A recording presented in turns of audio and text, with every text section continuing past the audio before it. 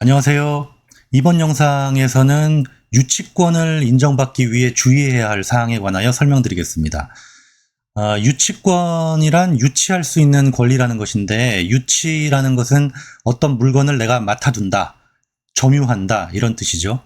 유치권 행사가 가장 많이 문제되는 경우는 건설공사에서 공사업자가 공사대금을 못 받은 경우입니다. 공사대금을 못 받은 공사업자가 공사대금을 받을 때까지 공사를 한 그 현장을 점유하면서 유치권 행사를 하는 것인데요.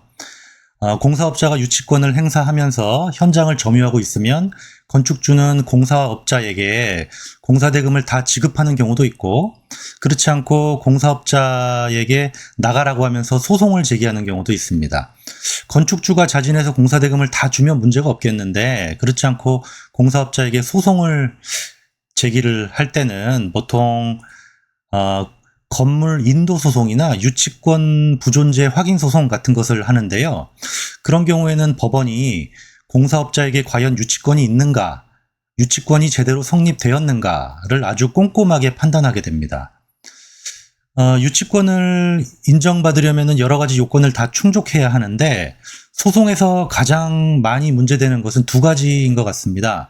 하나는 공사업자가 현장 점유를 시작한 것이 불법이 아니어야 하는데, 무슨 말이냐면, 예를 들어 공사업자가 공사를 다 마치고 한동안 현장에서 철수를 했었는데, 유치권 행사를 하기 위해 새벽을 틈타서 몰래 공사 현장에 침입해서 점유를 시작했으면 점유 시작이 불법이어서 아무리 공사대금 못 받은 것이 있다 하더라도 유치권이 인정되지 않습니다.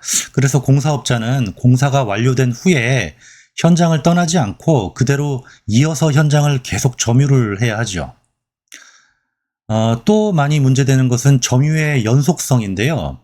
예를 들면 공사업자가 공사 현장을 1년 동안 점유를 해왔다 하더라도 중간에 한 달 정도 점유를 안 한 적이 있다면 이때에도 유치권이 인정이 안 되죠. 그래서 공사업자는 공사 현장에 자기 짐을 두거나 대리인을 대신 배치하거나 현수막 같은 것으로 유치권 행사 중임을 알리되 중간중간 사진을 찍어서 유치권 행사가 연속적이었다라는 증거를 남겨둬야 합니다. 사진을 찍으실 때는 사진 찍는 그날이 몇 월 며칠인지가 나와야 하기 때문에 핸드폰을 2개를 준비를 해서 핸드폰 하나로는 사진을 찍고 다른 핸드폰은 네이버 시계 같은 것을 옆에 켜놓고 같이 사진을 찍는 것이 좋죠.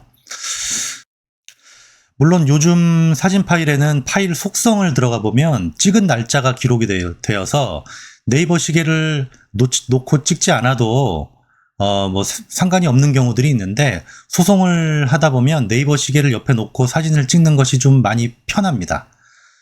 사진은 가능하면 최소 며칠에 한 번씩은 찍어 놓는 것이 좋고요.